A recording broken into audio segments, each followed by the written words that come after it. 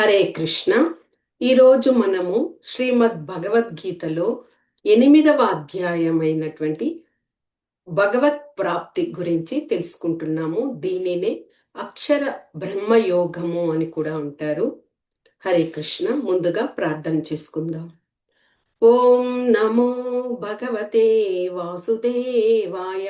ఓం నమో భగవతే వాసుదేవాయ. ఓం నమో భగవతే వాసుదేవాయ. అజ్ఞానతిమిరాంధస్య జ్ఞానాంజనశలాకయా చక్షురున్మీలితం येन తస్మై శ్రీ గురవే నమః. నమో ఓం విష్ణుపాదాయ కృష్ణప్రస్థాయ భూతలే శ్రీమతే భక్తి వేదాంత స్వామిన్ ఇతి నామినే. నమస్తే సరస్వతీ దేవే గౌరవాణి ప్రచారిణే నిర్విశేష శూన్యవాది పాశ్చాత్య దేశతారిణే. జయ శ్రీ కృష్ణ చైతన్య ప్రభు నిత్యానంద శ్రీ అద్వైత గదాధర శ్రీవాసాది గౌర భక్త బృంద. హరే కృష్ణ కృష్ణ కృష్ణ హరే హరే. హరే రామ రామ రామ హరే హరే. హరే కృష్ణ. ఈరోజు మనము భగవద్గీతలోని 8వ అధ్యాయము భగవత్ ప్రాప్తి దీని గురించి తెలుసుకుంటున్నాము.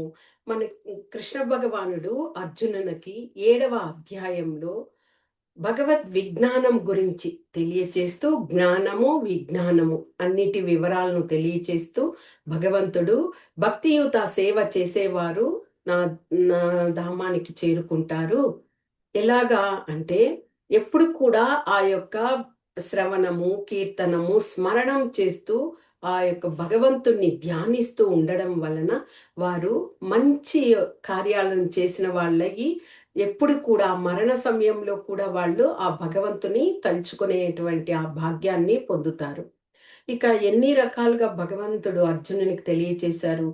ఏ విధంగా దారంలో మనులు గుచ్చబడి ఉంటాయో ఆ విధంగా అందరి యొక్క అంటే అందరూ నా మీద ఆధారపడి ఉంటారు అన్న విషయాన్ని భగవంతుడు తెలియచేశారు.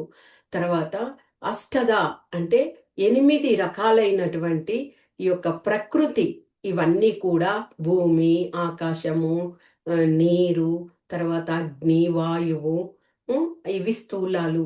సూక్ష్మమైనటువంటి మనసు బుద్ధి అహంకారము ఇవన్నీ కూడా ప్రకృతిలో నా భిన్నములుగా ఉన్నాయి అన్న వివరము తెలియచేశారు.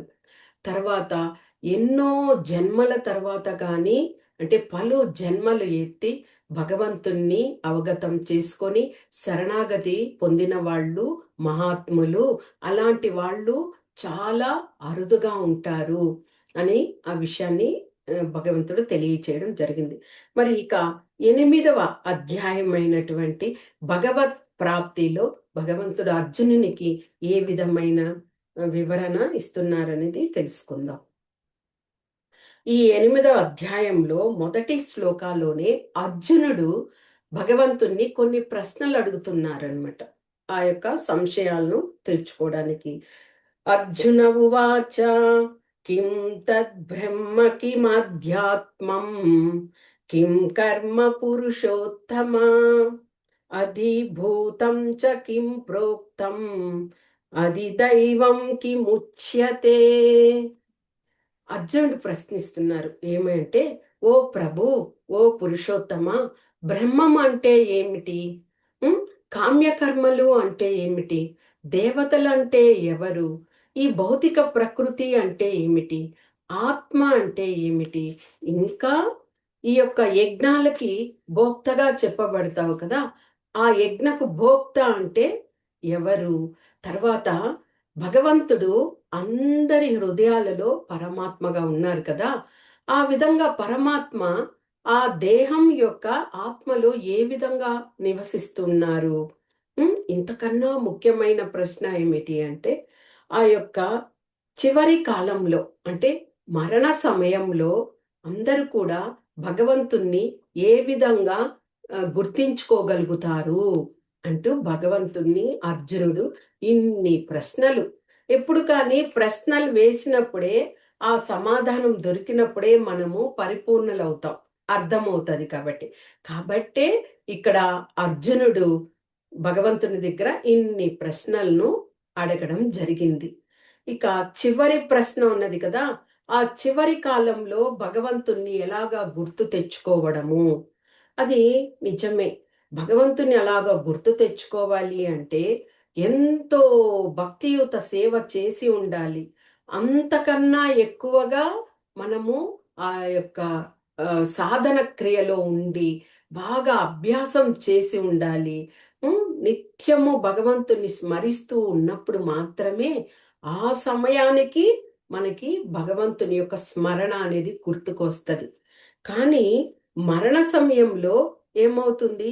ఈ దేహంలోని కర్మలన్నీ నిలిచిపోతాయి కదా! మనం అలాగే పడి ఉంటాం కాబట్టి చేసే కర్మలన్నీ నిలిచిపోయుంటాయి.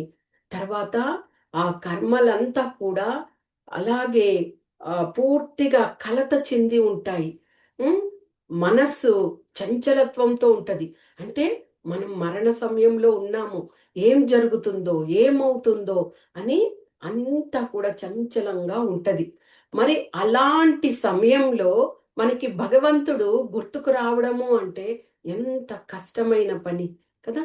కాబట్టే కులశేఖర మహారాజు ఆయనే తరువాత ఆళ్వార్లయ్యారనమాట. 12 మంది ఆళ్వార్లలో ఆయన మనకి ముకుందమాల స్తోత్రం అని ఉన్నది కదా! అందులో 33వ శ్లోకాలో కులశేఖర మహారాజు భగవంతుణ్ణి ఏ విధంగా అభ్యర్థించారో చూడండి. కృష్ణో రక్షతు నో జగత్తు యగురు కృష్ణం నమస్యామ్యం. కృష్ణే నామరససత్రవో వినిహతాః కృష్ణాయ తస్మ్యే నమః. కృష్ణాదేవ సముత్థితం జగదిదం కృష్ణస్య దాసోऽస్మ్యహం. కృష్ణే తిష్టతి సర్వమేతదఖిలం హే కృష్ణ రక్షస్వ మాం. ఈ యొక్క కులశేఖర మహారాజు భగవంతుణ్ణి, హే ప్రభు, ఓ కృష్ణ, నేనిప్పుడు చాలా ఉత్సాహంగా ఉన్నాను. నా అవయవాలన్నీ కూడా బాగా పనిచేస్తున్నాయి.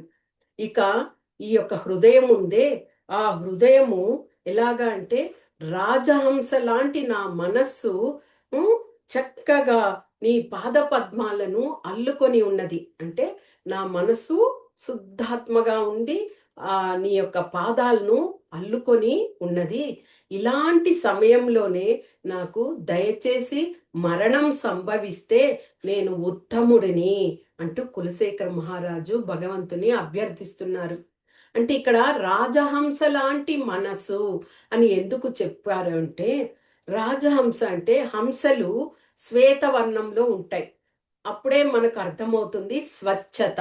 శ్వేతవర్ణం తెలుపు అంటేనే స్వచ్ఛానికి చిహ్నం కదా! ఈ హంసలు ఏం చేస్తాయి? చక్కగా కలువ పువ్వులు ఉన్నటువంటి సరస్సుల్లో అవి జలక్రీడల్లో ఉంటాయి. వాటికి చాలా సంతోషము. ఆ యొక్క సుగంధ భరిమలమైనటువంటి ఆ యొక్క తామరలు, ఆ నీరు, ఇక అది ఏం చేస్తుంటాయి? ఆ అంశాలన్నీ కూడా ఆహ్, ఆహ్, పుష్పాలున్నాయి కదా! వాటిని అలాగే తన యొక్క ముక్కు ద్వారా లోపల నీటిలోకి తన మోమునంతా ఉంచి తర్వాత బయటకు తీసి ఆస్వాదిస్తూ ఉంటాయన్నమాట. అలాంటి సమయంలో వాటి యొక్క కాళ్ళు ఆ యొక్క తామర పువ్వు యొక్క తూడు ఉంటది కదా! వాటికి చిక్కుకొని పోతాయట ఒక్కొక్కసారి. అయినా అవి ఆనందంతో ఆ తామర పువ్వులతో ఆడుకుంటూ అంత ఉత్సాహంతో ఉంటాయట. ఆ విధంగా మనస్సుని పోలుస్తూ అలాంటి రాజహంస లాంటి నా మనస్సు కూడా నీ పాద పద్మాలను చుట్టుకొని ఉన్నది. కాబట్టి ఇదే నాకు మంచి సమయము. నాకు మరణమొస్తే కూడా నాకు చాలా ఉత్తమము. ఒకవేళ అలాగ మరణం రాలేదనుకోండి, సహజ సిద్ధమైన మరణం వరకు నేను వేచి చూసాననుకో, ఏమవుతుంది? ఆ సమయానికి నా అవయవాలన్నీ కూడా పనిచేయవు.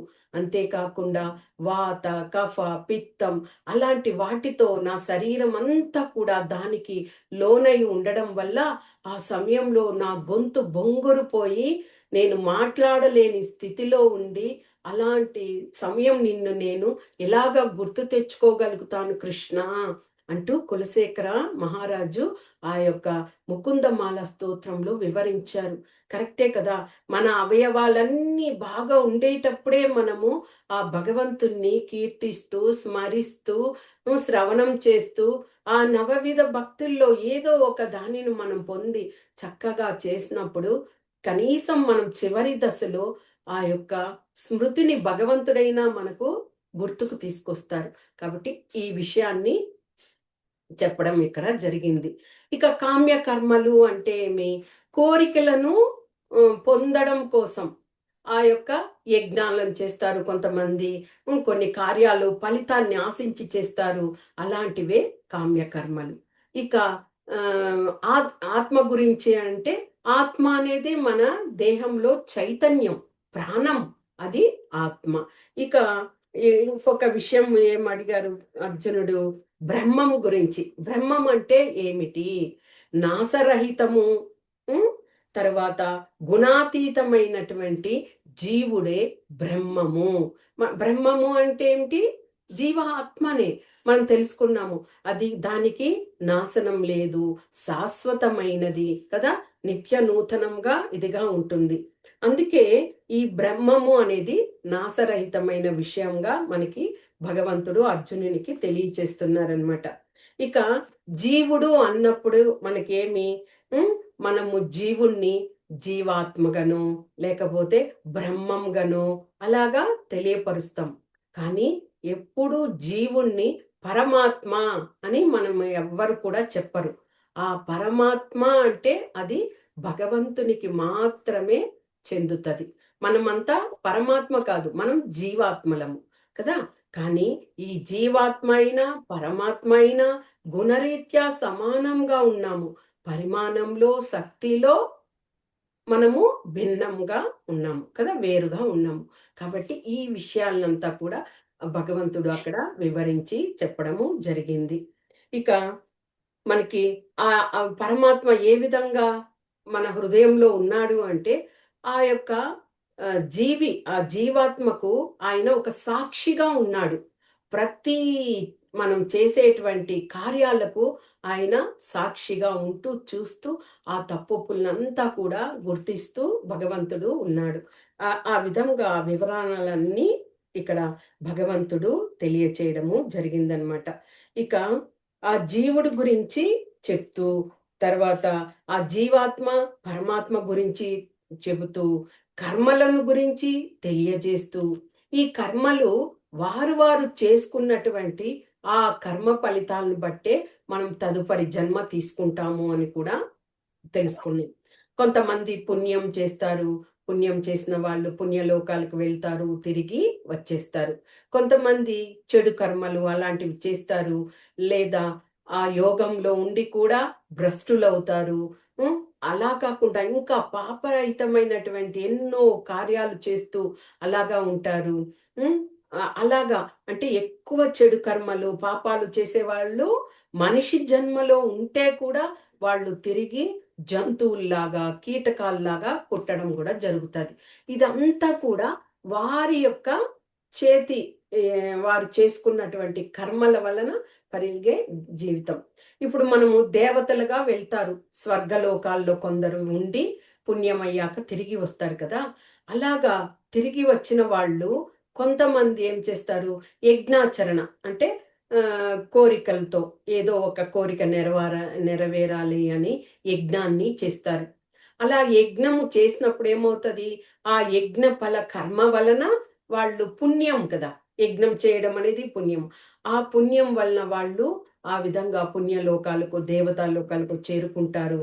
ఆ పుణ్యం కాస్త అయ్యాక తిరిగి వాళ్ళేమవుతారు, ఒక వర్షపు చినుకులాగా భూమి మీదకొచ్చి చేరుతారనమాట. అలా పుణ్యకాలం తీరిందే. ఆ వర్షపు చినుకు ఎప్పుడైతే భూమి మీద పడతదో, భూమిలో విత్తనాలన్నీ కూడా ఇదవుతాయి. మనం భూమిలో విత్తనాలు వేస్తాం కదా వర్షాకాలంలో. అప్పుడు అవి పంటల రూపంలో అయ్యి పంటలను ఇస్తాయి. వాటిని మళ్ళీ జీవులందరూ కూడా తినడము, అలాగ తినడం వలన శక్తి ఏర్పడడము, శక్తి ఏర్పడడం వల్ల పురుషుల్లో వీర్యము అనేది ఉత్పత్తి అవ్వడము, ఆ వీర్యం వలన స్త్రీ గర్భంలో ఆ వీర్యము వెళ్ళి కొన్ని నెలల తర్వాత మళ్ళీ ఒక జీవుడిగా రావడం జరుగుతుంది. మళ్ళీ ఆ జీవుడు మళ్ళీ ఏమేమి కర్మలు చేస్తాడో దానిని అనుగుణంగా మళ్ళీ జన్మలను ఎత్తుతూ ఉంటాడు. ఈ విధంగా ఆ చక్రము పోతూ ఉంటది. కానీ మనకి ఈ విధంగా అవసరం లేదు. మనము చక్కగా భక్తియుత సేవ చేసుకుంటూ, భగవంతుణ్ణి ధ్యానిస్తూ, ఇప్పుడు కులశేఖర ఆళ్వార్లు చెప్పిన విధంగానే మంచిగా మన అవయవాలు బాగున్నప్పుడే భగవంతుణ్ణి ఇది చేస్తూ, మనము ఆ యొక్క దేహాన్ని త్యజించే విధంగా ఉంటే కూడా ఒక మంచి దీనిని పొందవచ్చు. కాబట్టి ఇవన్నీ కూడా వివరంగా శ్రీకృష్ణ భగవానుడు అర్జునునికి తెలియచేయడం జరిగింది. ఇక 8.5వ శ్లోకాలో ఇది కూడా చాలా మంచి శ్లోకం. అంతకాలే చ మామేవా స్మరన్ ముక్త్వా కలేవరం యః ప్రయాతి సమద్భావం యాతి నాస్త్యత్ర సంశయః. ఇందులో భగవంతుడు ఏం చెప్తున్నారు? అంత్యకాలంలో అంత్యకాలంలో ఎవరైతే నన్నే స్మరిస్తూ జీవితాన్ని త్యజిస్తారో అలాంటి వాళ్ళు నా దివ్యధామాన్ని పొందుతారు. ఇందులో ఎలాంటి సందేహం లేదు అర్జున అంటూ చెప్పడం జరిగింది. మరి ఇలాంటి స్థితిని మనం పొందాలి. మళ్ళీ మనకి పునర్జన్మ అనేది ఉండకూడదు అంటే ఏం చేయాలి? అంత ఇదిగా మనము భక్తియుత సేవ చెయ్యాలి. భక్తుల సాంగత్యంలో ఉండాలి. నిత్యము ఆయన యొక్క గ్రంథాలు పఠనం చేస్తూ ఒక మనకిచ్చిన 24 గంటల్లో కనీసం కొన్ని గంటలైనా భగవంతుని ప్రీత్యర్థంగా ఆయనకు సేవలు చెయ్యాలి.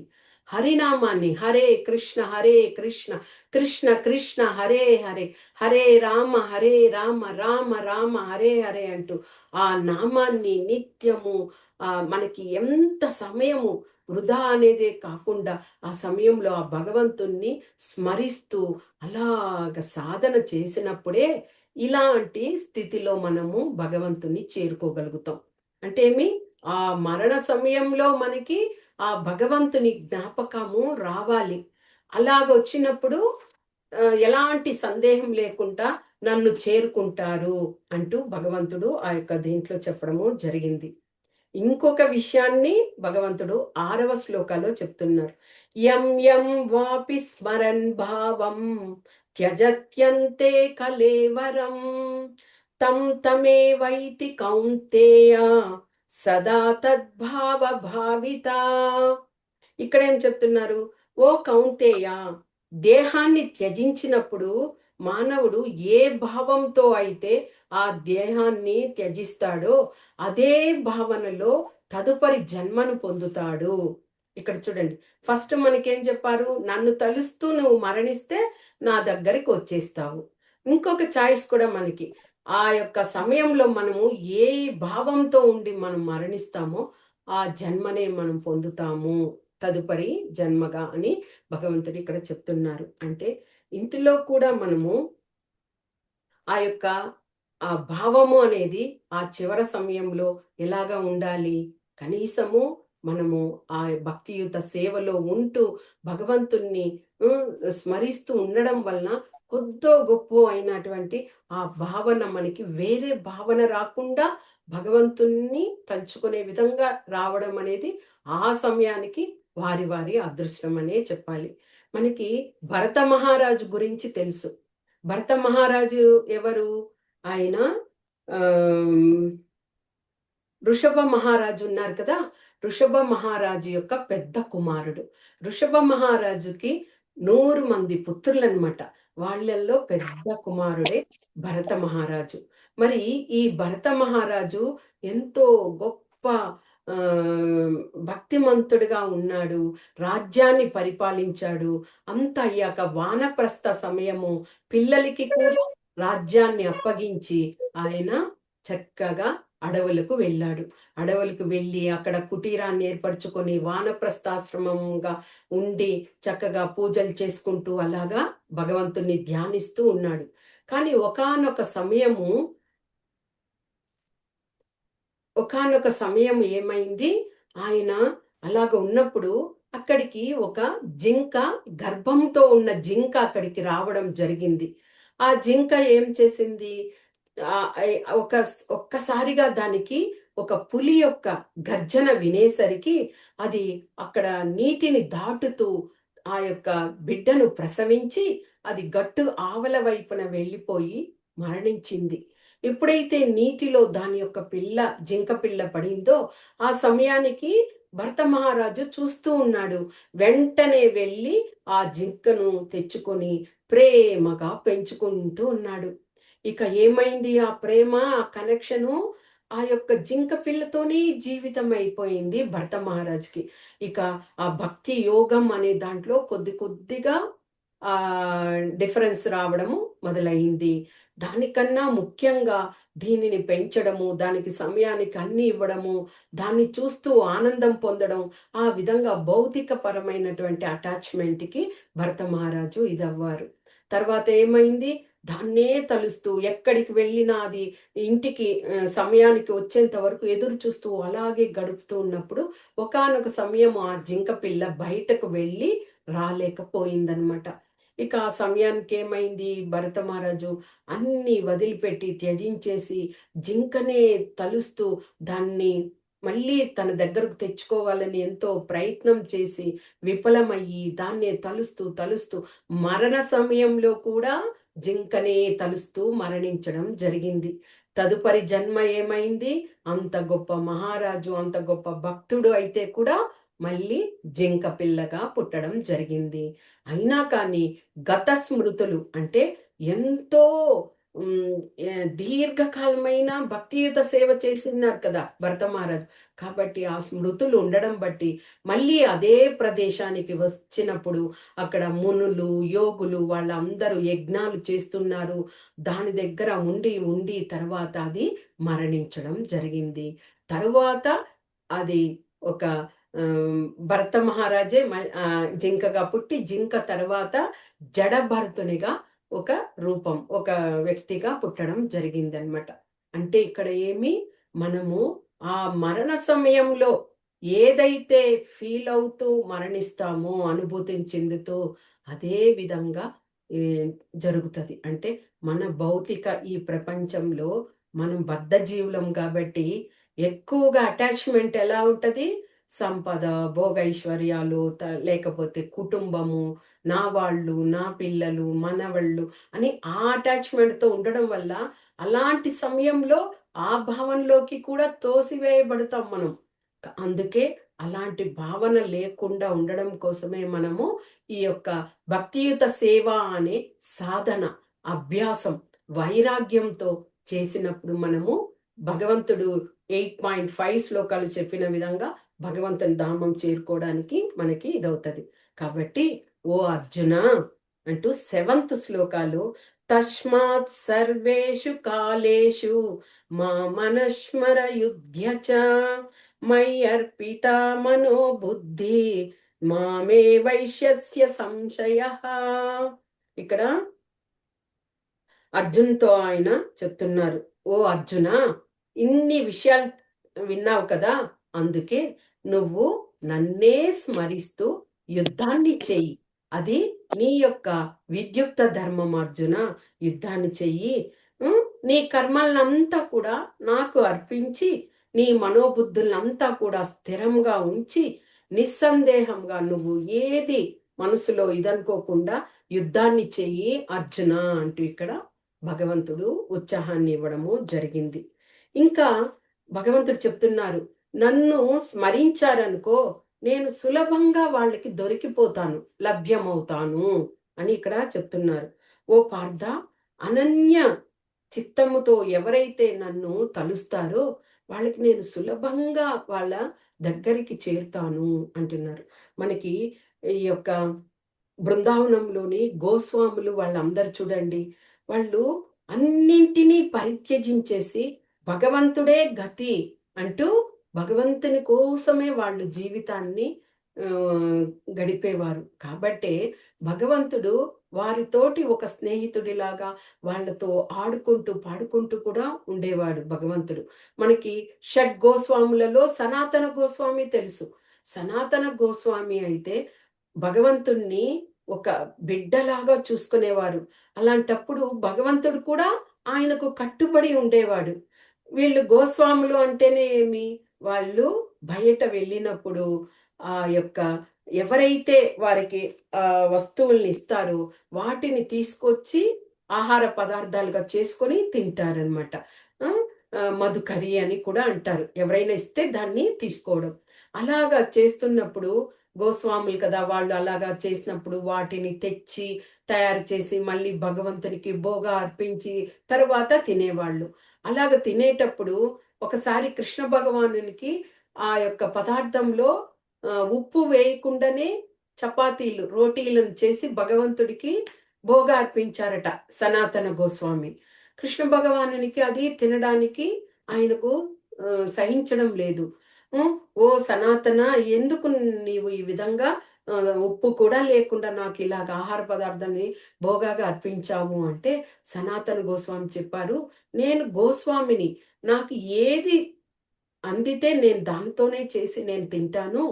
హ్మ్. నీకిష్టమైతే నీవు ఉండు, లేకపోతే వెళ్ళిపో" అన్నట్టుగా అలాగ ఆర్డర్ వేస్తే కూడా భగవంతుడు లేదు లేదు నీ అంతటి శుద్ధ భక్తుడిని వదిలి నేను వెళ్ళలేను అంటూ ఆయన నీవు పెట్టిందే నేను తింటాను అని చెప్పారట. అంటే అక్కడ భగవంతునికి, ఆ భక్తునికి మధ్య అనుసంధానం చూడండి ఎంత అంటే ఆయన ఎవరైతే ప్రీతిపూర్వకంగా ఆయన్ని భజిస్తారో, ఎవరైతే ఆయన్ని అనుభూతిని ఒనర్చుకుంటారో వాళ్లకు సులభంగా దరిచేరుతాను అని కూడా అర్జునునికి ఇక్కడ చెప్పడము జరిగింది. అంటే ఏది కూడా నిష్కామ కర్మగా ఉండాలి. ఏది ఫలితాన్ని ఆశించకుండా చేసేటువంటి అలాంటి కర్మలు చేసేటువంటి వారికి భగవంతుడు నిత్యము వారి తోడు ఉంటారు అని కూడా ఇక్కడ చెప్పడం. ఇంకా మనము అలాంటి భగవంతుని ఎన్ని రూపాల్లో ఉన్నయినా కానీ మనము స్మరించుకోవచ్చు. దశావతారాలు ఉన్నాయి. రామావతారంగా, నృసింహావతారము, వామన అవతారము ఆ విధంగా ఎవరికి నచ్చిన విధంగా ఆ భగవంతుణ్ణి ఆ యొక్క అనుభూతిని వారు ఇది చేసుకోవచ్చు. వాళ్ళ మనసుల్లో, హృదయంలో పదిలం చేసుకోవచ్చు. ఇక ఇలాంటి భక్తి చేసేటువంటి యోగులు ఉంటారు కదా! భగవంతుడు చెప్పారు కదా! నేను వారికి సులభంగా లభ్యమవుతానని. అలాంటి భక్తులు 5 రకాలైనటువంటి హ్మ్. భక్తియుత సేవలను చేస్తారట. అందులో మొదటిది 5 రకాలుగా భక్తులుగా ఉంటారు. అందులో మొట్టమొదటి వారు శాంత భక్తుడు. శాంత అంటేనే పేరులోనే మనకి తెలుస్తుంది కదా! గోస్వాములు వీళ్ళంతా కూడా నిత్యము ఆ శాంతంతో ఉండి భగవంతుణ్ణి ఎలాంటి కామ, క్రోధ, లోభ, మోహ ఇలాంటి వాటికంతటికి అతీతులుగా ఉండి భగవంతుణ్ణి సేవిస్తూ ఉంటారు. అది ఒక రకమైనటువంటి భక్తులు, శాంత భక్తులు. హ్మ్. భక్తియుత సేవలో నెలకొని ఉంటారు. ఇక రెండవది దాస్య భక్తుడు. ఈ దాస్య భక్తిత్వంలో ఏమిటి? భగవంతునికి నేను సేవకుడిని. ఇప్పుడు మనం చూస్తున్నాం అర్జునుడు. అర్జునుడు భగవంతునికి ఒక సేవకుడిలాగా నిత్యము ఆయనకు స్నేహితుడిగా, సేవకుడిగా ఆయనకు నిత్యము ఆయన తోడుండి సేవా భాగ్యాన్ని పొందుతూ ఉండేవాడు కదా! ఆ విధంగా అర్జునుడు దాస్యం క్రింద అలాంటి భక్తుడుగా ఉన్నాడు. ఇక సఖ్య భక్తుడు. సరే సఖ్యము వచ్చి స్నేహితుడు. ఓకే మాతాజీ. దాస్యం వచ్చి హనుమంతుడు. ఓకే. దాస్యంలో శ్రీరామచంద్రునికి భగవంతుడు సేవలు, దాస్య సేవలు అంటే నేనొక సేవకుడిని అనుకుంటూ అంటే అర్జునుడు కూడా అలాంటి సేవల్లోనే ఉన్నాడు. కానీ అర్జునుడు ఇక్కడ సఖ్యం కింద కూడా వస్తాడు. సేవలు భగవంతునికి చేస్తూ దాస్యంలో కూడా అర్జునుడు. కానీ ముఖ్యంగా దాస్యం అన్నప్పుడు మనము హనుమంతుని తీసుకోవాలి. రామచంద్రునికి ఆయన ఆ దాస్య భావంతో సేవలు చేశారు. ఇక సఖ్యము, ఆ స్నేహము. స్నేహంలో అర్జునుడు అంటే 3 రకాలైన భక్తులయ్యారు. శాంత భక్తులు, దాస్యం భక్తులు, తర్వాత సఖ్యం. తర్వాత వాత్సల్యం. ఈ వాత్సల్యం అనేది ఎలాగ భగవంతుణ్ణి కొంతమంది తల్లి, తండ్రిగా భావిస్తూ చూస్తారు. కొంతమంది పుత్రునిలాగా అనుకుంటారు. యశోదామాత. యశోదమాత భగవంతుణ్ణి ఎంత పుత్రవాత్సల్యాన్ని చూపించేది కదా! అది పుత్రవాత్సల్యంతో చేసేటువంటి ఆ యొక్క భక్తి. ఇక మాధుర్య. హరే కృష్ణ. ఎవరో మ్యూటిక్ రండి మాతాజీస్, ఎవరు దయచేసి మ్యూటిక్ రండి ప్లీజ్. తర్వాత చివరిది మాధుర్యం. ఈ మాధుర్యంలో బృందావనంలో గోపికలు వీరందరూ కూడా ఆ మాధుర్య భావాన్ని పొందేవాళ్ళు. ఈ విధంగా భక్తుల్లో 5 రకాలైనటువంటి ఆ భక్తి ఇదిని ప్రదర్శించేవారు. ఓకే. ఇక ఆ విధంగా వీళ్ళందరూ కూడా భక్తి యోగంలో ఉండి మహాత్ములుగా చెప్పబడి వాళ్ళంతా అత్యున్నతమైన సిద్ధిని పొంది తర్వాత ఈ దుఃఖాలయం అనేటువంటి ఈ యొక్క దీని నుంచే వాళ్ళు వేరుపడతారు. అది కూడా చక్కటి శ్లోక చూడండి. మాముపేత్య పునర్జన్మ దుఃఖాలయమ శాశ్వతం నాప్నువంతి మహాత్మానః సంసిద్ధిం పరమాం గతాః. అంటే ఎవరెవరైతే ఇలాంటి ఈ వారికి తోచిన విధంగా ఆ భక్తియుత సేవలో నెలకొని భగవంతుడికి ఆ సేవల్ని చేసి వారందరూ కూడా ఎప్పుడూ దుఃఖ కారణంతో ఉన్నటువంటి ఈ యొక్క దీని నుంచి శాశ్వతంగా విముక్తులవుతారు అని ఇక్కడ భగవంతుడు అర్జునునికి తెలియచేయడము జరిగింది. ఇక ఇక ఈ యొక్క దీనిని ఎలాంటి వాళ్ళైనా కానీ ఎంతటి కర్మలు చేసినా కానీ వాళ్ళు అత్యుత్తమ లోకం నుంచి అధమ లోకం వరకు ఎక్కడికి వెళ్ళినా కానీ తిరిగి జన్మల్ని పొందుతారు అంటూ కూడా కృష్ణ భగవానుడు ఈ యొక్క శ్లోకంలో 16వ శ్లోకాలు ఆ బ్రహ్మ భువన లోకాహ పునరావర్తినో అర్జున మాముపేత్యతు కౌంతేయ పునర్జన్మ న విద్యతే.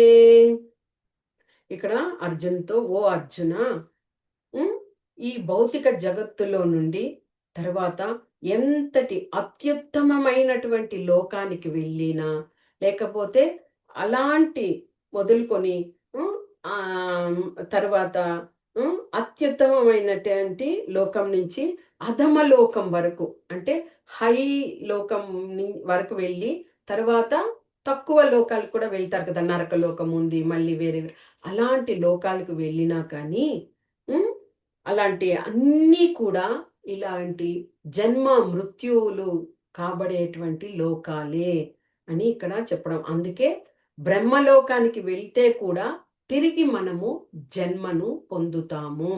ఎందుకు అంటే బ్రహ్మ తొలి జీవి, భగవంతుని ద్వారా ఉద్భవించిన అయినా కానీ ఆయనకు కూడా మరణం ఉంది. ఎలాగా? ఆ యుగం అంతంలో ఆయన కూడా భగవంతుని గర్భంలో కలిసిపోతాడు, బ్రహ్మ కూడా. కాబట్టే మనం చేసుకున్న పుణ్యం దీన్ని బట్టి బ్రహ్మలోకానికి చేరవచ్చు. కానీ బ్రహ్మలోకానికి వెళ్ళినా కానీ తిరిగి మళ్ళీ జన్మం పొందాలి. కాబట్టే అంతటి అధమ లోకాలైనా కానీ అత్యుత్తమ లోకాలైనా కానీ ఎక్కడికి చేరినా ఈ జన్మ మృత్యు అనేది దాని నుంచి మనము బయటపడలేము. మరి దేంట్లో బయటపడతాము? ఒక్క భక్తియుత సేవ చేస్తూ భగవంతుని యొక్క ధామానికి చేరినప్పుడే మనము మళ్ళీ జన్మమే లేదు అన్న స్థితికి చేరుకుంటాం. ఇక బ్రహ్మ యొక్క కాలం గురించి ఇక్కడ చెప్తూ, బ్రహ్మకాలం ఏమిటి అంటే ఈ యొక్క మానవ పరిగణ ఆ లెక్కను తీసుకున్నప్పుడు అంటే బ్రహ్మకు కూడా ఆ యొక్క మరణ ఇది ఉన్నది. అంటే ప్రళయంలో కలిసిపోతారు మానవుల్లాగానే అన్న ఆ యొక్క దీన్ని చూసినప్పుడు 1000 మహాయుగాల తర్వాత బ్రహ్మ ఆ విధంగా యుగం అంతమయ్యి భగవంతుని గర్భంలో కలిసిపోతారట. అలా 1000 యుగాలు ఎలాగా అంటే మనము ఇది వరకు ఒక అధ్యాయంలో కూడా తెలుసుకున్నాం. ఒక్కొక్క యుగంలో కొన్ని సంవత్సరాలు అని పరిగణించి చెప్పి ఉన్నారు. అంటే ఆ యుగము అన్ని సంవత్సరాలు కొనసాగుతుంది.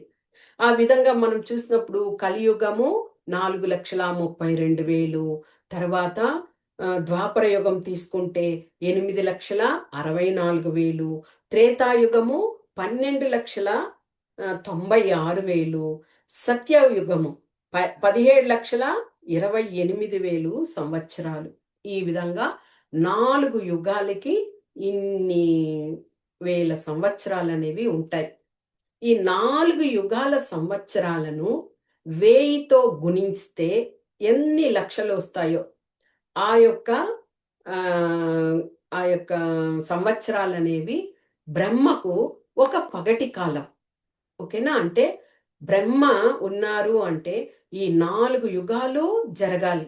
4 యుగాల్ని మళ్ళీ 1000తో గుణించినప్పుడు వచ్చినటువంటి ఆ సంవత్సరాలు బ్రహ్మకు ఒక పగటి కాలం. అంటే ఒక రోజులో సగం.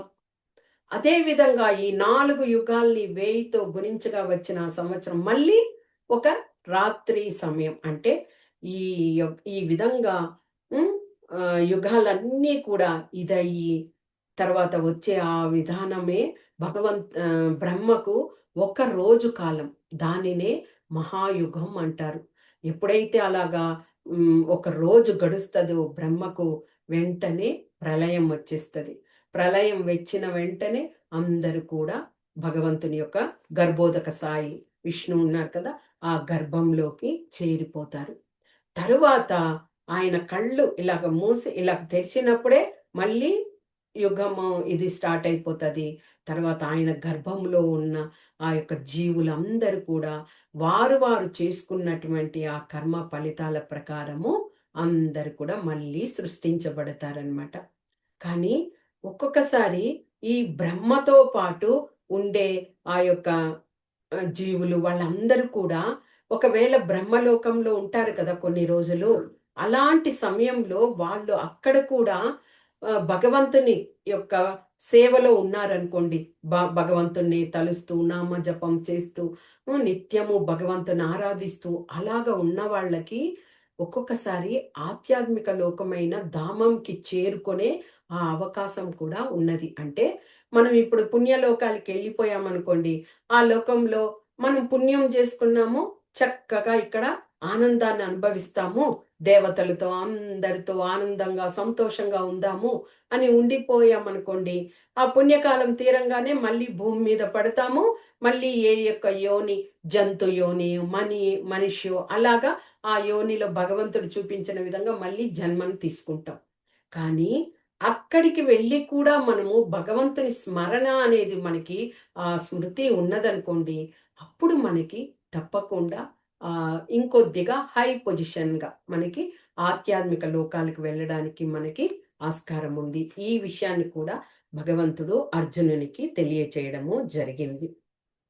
ఇక ఆ యొక్క మరణ సమయము అనేది జరుగుతది కదా! ఆ మరణ సమయంలో ఎవరెవరైతే ఎక్కడెక్కడికి చేరుతారు. అంటే వాళ్ళు చేసుకున్న కర్మలను బట్టి ఎవరెవరు ఎలాంటి ప్రాంతాలకు వెళ్తారు అని వెళ్తారు. మళ్ళీ తిరిగి వచ్చేస్తారు. అనే విషయాన్ని కూడా భగవంతుడు చెప్పడం జరిగింది. అంటే ఏ కాలంలో మనుషులు మరణిస్తే ఎలాగ చేరుకుంటారు అన్న విషయాన్ని కూడా చేస్తూ, ఓ భరత వంశ శ్రేష్ఠుడా! హ్మ్. ఏ కాలమందు ఈ జగత్తును వీడుట ద్వారా యోగి వెనుకకు రాకుండా అలాంటి జగత్తులోనే ఉండిపోవడానికి ఆస్కారం ఉన్నది. అది నేను నీకు వివరిస్తాను అంటూ ఇక్కడ చెప్తున్నారనమాట.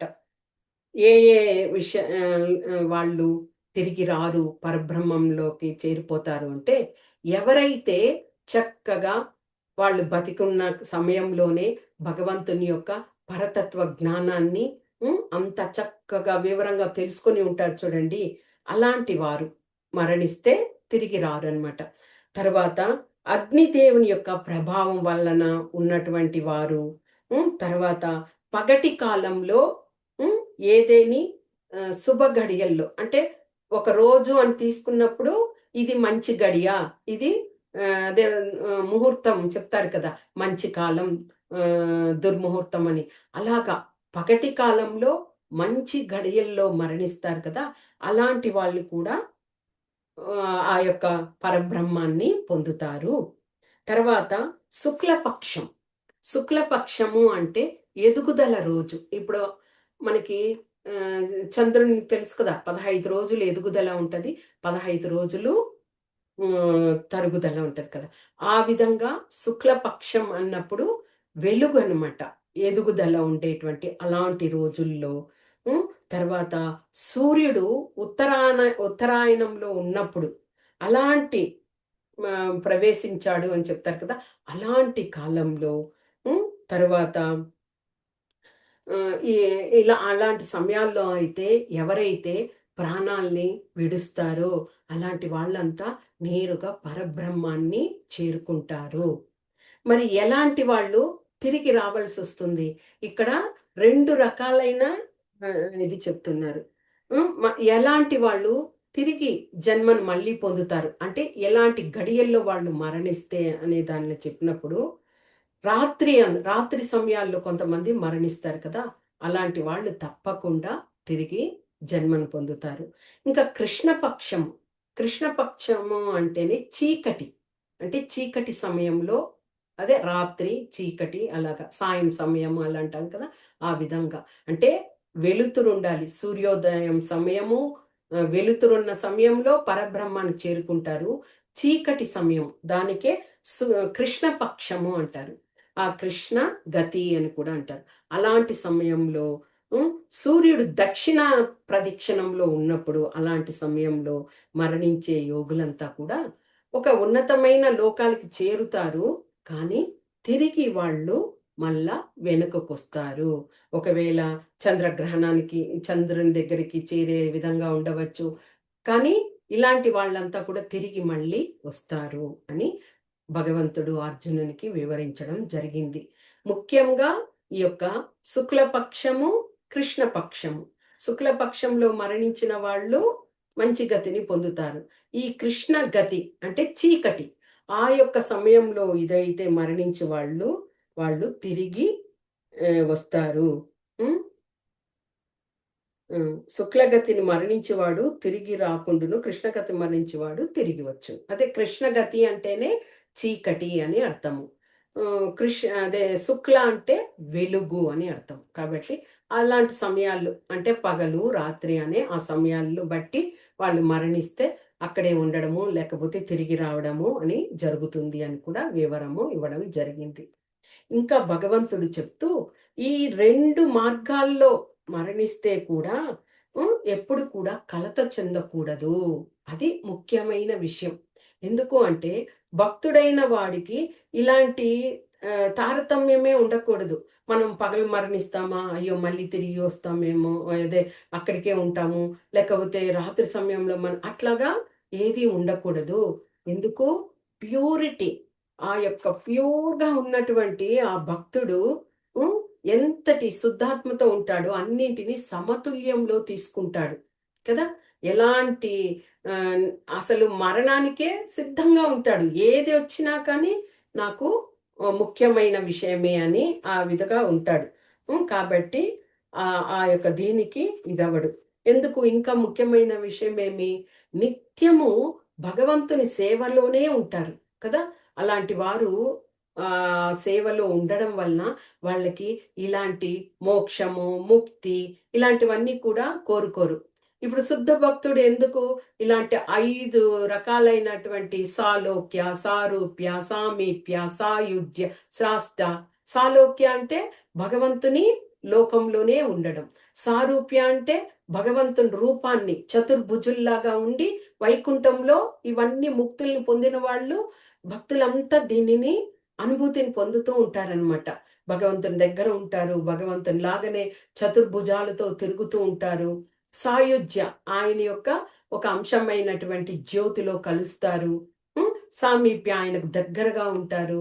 స్రాష్ట భగవంతునిలాగే సంపదనంతా కలిగి వాళ్ళు ఆభరణాలు కలిగి అంత దేదీప్యమానంగా తిరుగుతూ ఉంటారట. ఇవన్నీ ముక్తులు. వాళ్ళు చేసుకున్నటువంటి ఆ పుణ్య దీని వలన ముక్తుల్ని పొందుతారు. కానీ భక్తుడైనటువంటి వాడు శుద్ధ భక్తుడు ఇలాంటివి కోరుకోడు. నాకు ఇవన్నీ అవసరం లేదు. చైతన్య మహాప్రభు ఏం కోరారు? నాకు ధనం వద్దు. భార్యతో ఉండాలనే కానీ తర్వాత అందరూ ఉండి తనను పొగడుతూ ఉండడము, తన చుట్టూ ఉండడము అలాంటివి నాకొద్దు. జన్మలైతే కూడా నీకు సేవ చేసుకునే భాగ్యాన్ని నాకివ్వు అని కోరుకున్నారు. కాబట్టి ఇవన్నీ కూడా ముక్తుల్ని కోరుకోకుండా ఆ భగవంతునికి సేవ చేసే భాగ్యము. ఇప్పుడు కులశేఖర మహారాజు కోరుకున్నారు కదా! నా యొక్క మనసు నీ పాదాలను చుట్టుకొని ఉన్నది. ఆ విధంగా ఆయన పాదాలను చుట్టుకొని అక్కడ మనము ఆ యొక్క పాదాల వద్ద ఒక పుష్పంలాగా మీకు చాలా సార్లు వివరించాను.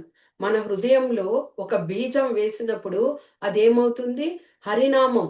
మనము హరినామం అనే బీజం వేసి దాన్ని అలాగే ఎక్కువగా మనం సాధన చేసినప్పుడు అది బీజం మొలకెత్తి అది తీగలతో అలాగే వెళ్ళి భగవంతుని యొక్క పాదాలను చుట్టుకొని అక్కడ పువ్వు పూసి, కాయ కాసి ఒక పుష్పంగా ఇదవుతది. ఆ పుష్పాన్ని భగవంతుడు ప్రేమగా తీసుకుంటారు.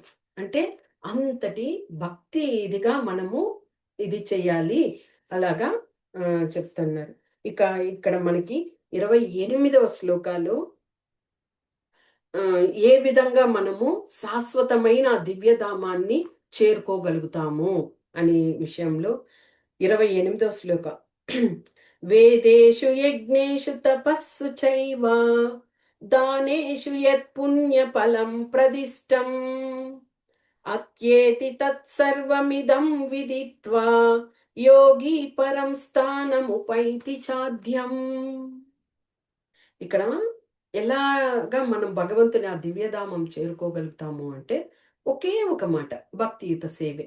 అది దేనికి సమము అని చెప్తూ మనము ఎంత వేదాధ్యాయాలను చేసినా గాని తీవ్రమైన తపస్సులు చేస్తే వచ్చే ఫలితము, లేదా యజ్ఞాలు చేసి దాని వలన వచ్చే ఫలితము, ఉమ్, తర్వాత దాన ధర్మాలు చేసినప్పుడు దాని వలన కూడా మనకు ఒక ఫలితం ఉంటది కదా. ఇలాంటి ఫలితం అన్నీ ఇలాంటి సేవా మార్గంలో ఉంటే కూడా మనము ఆ భక్తియుత సేవ ప్రేమపూర్వకంగా భక్తితో భగవంతునికి పత్రం పుష్పం ఫలం తోయం ఏమై భక్త్య ప్రయచ్చతి.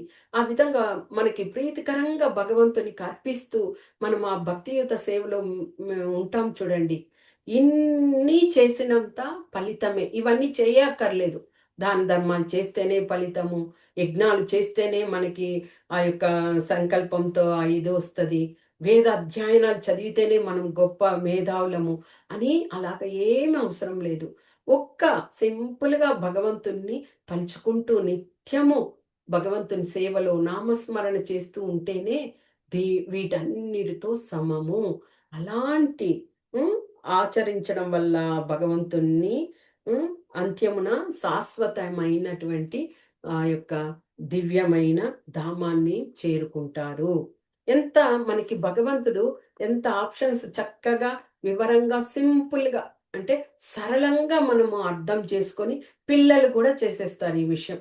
మనం భక్తి చేస్తే చాలు మనం భగవంతుని దగ్గరికి వెళ్తామమ్మా అని పిల్లల దగ్గర చెప్తే వాళ్ళు కూడా ఏం కష్టం లేదు. దీపం బెడతారు. భగవంతునికి పువ్వులతో అలంకరిస్తారు.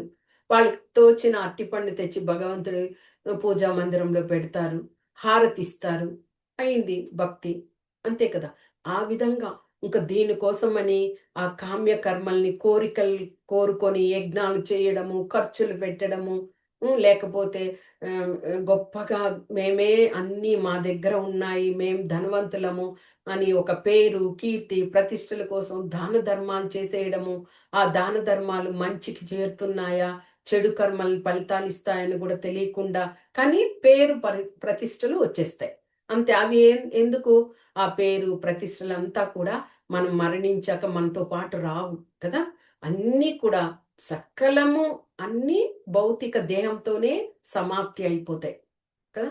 కాబట్టి భక్తియుత సేవ చేశామనుకోండి, అది మనతో పాటే వస్తది. నెక్స్ట్ జన్మ తదుపరి జన్మని డిసైడ్ చేస్తది. నువ్వు ఇంత భక్తి చేశావు, నీకు ఇలాంటి ఈ మంచి జన్మ తీసుకో అని మనం చేసుకున్న కర్మే కదా మనకి తదుపరి జన్మ అనేది. అది మనకి డిసైడ్ చేసి ఇస్తదనమాట. కాబట్టి ఆ యొక్క భక్తిలో మనము ఎప్పుడు కూడా మునిగి ఉండాలి. ఇక అదే విధంగా భక్తియుత చేస్తూ కూడా ఈ యొక్క వర్ణాశ్రమ ధర్మాలు. వర్ణాలు తెలుసు కదా! బ్రాహ్మణులు, వ వీళ్ళు క్షత్రియులు, వైశ్యులు, శూద్రులు వాళ్ళ వాళ్ళ ధర్మం ఇదిగా విద్యుక్త ధర్మాన్ని చేస్తూ ఇదవుతారు. ఆశ్రమాలున్నాయి. బ్రహ్మచర్యము, గృహస్థాశ్రమము, వానప్రస్థ, తర్వాత సన్యాసి. ఈ ఆశ్రమ ధర్మాల్ని కూడా ఎవరైతే చక్కగా నిర్వర్తిస్తారో, గృహస్థైనా కానీ వాళ్ళు భగవంతుణ్ణి ధ్యానిస్తూ ఉండడము. వానప్రస్థ, వానప్రస్థ అంటే మనము ఇంటిని, పిల్లలను, భర్తను విడిచిపెట్టి ఏదో అడవులకు వెళ్ళిపోయి అక్కడ ఒక కుటీరాన్ని వేసుకొని ఉండడం కాదు. ఈ కలియుగంలో వానప్రస్థ అంటే 50 సంవత్సరాల తర్వాత అన్నింటినీ నియంత్రించుకోవాలి. ఎలాగా? ఈ మాంసం తినడము, లేకపోతే వేరే వ్యాపకాలతో ఉంటారు. అన్నింటి మీద ఆశలు పడుతూ, కోరికలుతో ఉంటారు. అలాంటి వాటినన్నింటినీ ఇంద్రియాలను నిగ్రహించుకొని ఉండడం. అలాగ చేయడమే వానప్రస్థ. అంటే ఏమి? ఒక 50 సంవత్సరాల తర్వాత మనం మనముగా కాకుండా భగవంతుని పిల్లలం మనము అని ఆ జ్ఞానాన్ని ఆ సమయంలోనైనా తెచ్చుకుంటాం. 50 సంవత్సరాల వరకు గడిపేస్తాం. మన పిల్లలు, మనవాళ్ళు, నేను, నా అని.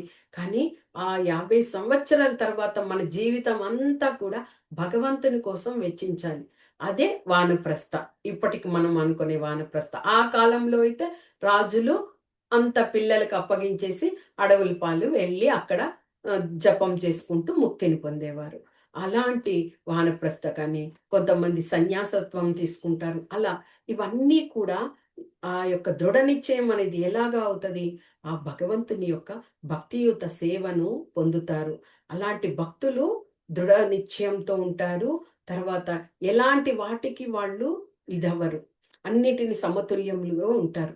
అలాగ వాళ్ళు ఆ భక్తియుత సేవలో నెలకొని వెళ్ళాలి అంటే, ఆ భక్తిలో పురోగతి అనేది సాధించాలంటే, ఆ భక్తిలో కూడా దశలు ఉన్నాయి.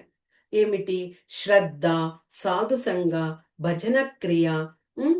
అనర్థ నివృత్తి, నిష్ఠ, రుచి, భావ, ప్రేమ. ఇన్ని స్టేజెస్ దాటుకొని మనము ఆ ప్రేమ అనేది కానీ మనకు ఆ మదిలో వచ్చిందనుకోండి, ఇంకా భగవంతుని యొక్క ఆ సాంగత్యాన్ని పొందిన వాళ్ళమే అవుతాము. మరి శ్రద్ధ ఏమిటి? శ్రద్ధ అంటేనే పూర్తి విశ్వాసం. అంటే మనము ఒక స్టెప్పు స్టార్టింగ్ చేస్తున్నామే అంటేనే మనకి భగవంతుడికి ఎవరైనా మీరు భక్తికి రండి అంటేనే వాళ్ళల్లో మొదట రావాల్సిందేంది? ఆ శ్రద్ధ రావాలి. విశ్వాసం అనేది రావాలి. అదే లేకుండా మనకి వచ్చేసి ఏదో అయ్యింది, మనం విన్నాము, అయిపోయిందని కాదు. ఆ యొక్క విశ్వాసం అంటే భగవంతుడు. భగవంతుడిని నేను పూర్తిగా నమ్ముతున్నాను. విశ్వసిస్తున్నాను అని ఆ శ్రద్ధను పెట్టాలి. అది శ్రద్ధ. ఆ శ్రద్ధ ఎప్పుడైతే ఏర్పడుతుందో మనము ఆ సత్సంగ్ అనేది భక్తుల సాంగత్యంలో కలిసిపోతాము. అలాగ భక్తుల సాంగత్యంలో ఉంటూ మంచి, చెడు భగవంతుని యొక్క మంచి విషయాలను తీసుకుంటాము. హ్మ్. దుష్ఫలితాలైనటువంటి చెడునంతా విడిచిపెడతాము. నలుగురితో భక్తులతోనే కలుస్తాం గాబట్టి వాళ్ళ సాంగత్యంలో ఉండి కొద్దిగా పురోగతికొస్తాం. తర్వాత ఏమవుతది? భజన క్రియ. ఆ భజన క్రియలో భగవంతుని యొక్క నామాన్ని జపిస్తూ, మన హృదయాంతరాల్లో ఉండే కొద్ది కొద్దిగా ఆ యొక్క అనర్థాలు ఎన్నో చేస్తూ ఉంటాం గదా! వాటినంతా కూడా నివృత్తి చేసుకుంటూ అనర్థ నివృత్తికి చేరుకుంటాము. ఇప్పుడు మనం అందరం కలియుగంలో ఈ భజన క్రియలోనే స్టాప్ అయిపోయి ఉన్నాం. ఇంకా అనర్థ నివృత్తి అనేది కూడా చాలా మందికి జరగడం లేదు. ఎందుకు అంటే సత్సంగంలో ఉంటాము, ఏదో విశ్వాసాన్ని చూపుతాము. భజన యొక్క నామాన్ని జపించే దాంట్లోనే మనము అపరాధాలతో ఇదైపోతూ ఉన్నది. అది ప్యూరిటీ అనేది అక్కడే మనకి ఇదవ్వట్లేదు. ఇక అలాగయిన తర్వాతనే అనర్థ నివృత్తి అనేది ఇదవుతది. అనర్థ నివృత్తి కొద్ది కొద్దిగా ఇదవుతూ ఉన్నప్పుడే మనకి మన హృదయంలో దృఢ నిశ్చయం అనేది కలుగుతది. అవును. నేను ఇన్ని దాటి వచ్చేసాను. తప్పకుండా భగవంతుణ్ణి నేను ఎప్పుడు విడిచిపెట్టకూడదు. కష్టము, సుఖము అయితే కూడా భగవంతుడినే నేను సేవిస్తాను. ఎప్పుడు నేను భగవంతునికి ఇది కాదు అన్నట్లుగా ఆ యొక్క నిశ్చయంతో ఇదవుతాం. మళ్ళీ రుచి, రుచి అనేది టేస్ట్. అంటే ఏదన్నా ఒక పదార్థాన్ని మంచిగా ఎవరైనా తయారు చేసిస్తే తిన్న వెంటనే మనము ఎంత యాక్షన్ చూపిస్తాం. సూపర్‌గా ఉన్నదని, సూపర్బ్ అని అలాగ చెప్తాం. అంటే అలాంటి తుచ్చమైన అంటే అది నోటిలోకి వెళితే కొద్దిసేపు అంతే. అలాంటి వస్తువుకే మనము అంత ఆనందం పడిపోతాం కదా!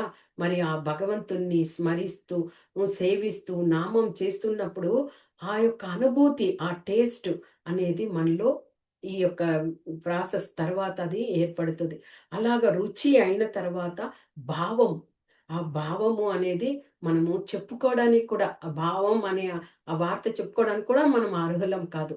ఎందుకంటే అలాంటి భావస్థితిలో గోస్వాములు, ఆచార్యులు వీరందరూ కూడా దానిని అనుభూతిని పొందేవారు. ఆ భగవంతుని యొక్క భావంలో. ఆ తర్వాత ప్రేమ. ఆ ప్రేమ అనే స్టేజ్‌కి చేరుకునేసరికి ఇంకా చైతన్య మహాప్రభువులాగా ఆయన ఎలాగా ఆయన అయితే గొంతు గద్గదమైపోతది. కన్నుల్లో నీరొస్తది. హ్మ్. ఆయన కోసమని అలాగే పరితపిస్తూ ఆయన్ని విడిచిపెట్టలేకుండా ఉన్నాను అని ఎలాగా ఇదవుతారు. అంటే ఒక ప్రేమికులున్నారనుకోండి. ఇద్దరు ఉన్నప్పుడు వాళ్ళు ఆ ప్రేమలో ఉన్నప్పుడు ఒకరినొకరు కొద్దిసేపు కూడా విడిచి ఉండలేరు కదా! అలాగ విడిచి ఉన్నారంటే ఎంతో ఇదిగా అనుభవిస్తారు. వాళ్ళు ఫీలవుతారు. నేనెందుకో ఆమెను కలవలేకపోయాను. లేకపోతే అతడు ఆమె అయితే అతన్నెందుకు నేను చూడలేకపోయాను అని. అలాంటి భగవంతునితో ఆ ప్రేమ భావంలో ఉండాలి. ఆ భగవంతుని నామం చెప్పకుండా నేను ఒక నిమిషం ఉండలేను. భగవంతుణ్ణి యొక్క పఠనం చేయకుండా నేను ఉండలేను. అలాంటి స్థితి అనేది ఇంకా చెప్పినట్లుగా ఒక సిద్ధిని పొంది వేలల్లో ఒకరు, ఆ వారిలో ఒకరు అనుభూతి పొందిన వాళ్ళకే భగవంతుడు అనుభూతమవుతాడంటారు కదా! అలాంటి వాళ్ళలో ఒక్కరుంటారేమో. అంతటి యొక్క అనుభూతి ప్రేమ భావంతో. ఆ విధంగా ఈ యొక్క భక్తి దశలను దాటుకొని వెళ్ళినప్పుడు మనము భగవంతుని యొక్క ఆ ధామానికి చేరుకునే ఇది ఉంటది. కానీ మనము అంతగా ఇది చేయకపోయినా ప్రతి నిత్యము ఆ భగవంతుడు మనకి కలియుగంలో హరేర్నామ హరేర్నామ హరేర్నామైవ కేవలం కలౌ నాస్తైవ నాస్తైవ గతిరన్యదా అని భగవంతుడు మనకి చెప్పున్నారు నారదీయ పురాణం ఇది. అలాగా మనకి ఈ కలియుగానికి ఆ భగవంతుని యొక్క జపం చేయడమే. నామాన్ని చెప్పి తరించడం. అదే మనకి ముక్తినిచ్చే మార్గము. భగవంతుని చేరుకునే సులభమైన మార్గము అని చెప్పినప్పుడు, మనం ఎందుకు అన్ని ముక్తుల్ని మనం ఇదనుకోవాలి, అంత తపస్యల్లో ఉండాలి, అంత ధ్యానాలు చేయాలి, అంతటి జ్ఞాన యోగంకి వెళ్ళిపోవాలి.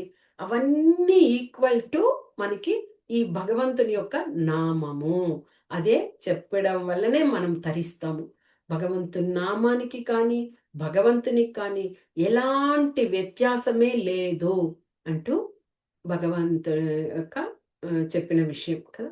కాబట్టి మనము ఆ నామాన్ని జపిస్తేనే చాలు భగవంతుణ్ణి ఆ యొక్క చెప్పిన విధంగా ఆ అభ్యాస సాధన, వైరాగ్యము వీటన్నీ తోడైనప్పుడు మనము తప్పకుండా ఆ మరణ కాలంలో ఆ భగవంతుని స్మృతి అనేది మనకి అందుతది.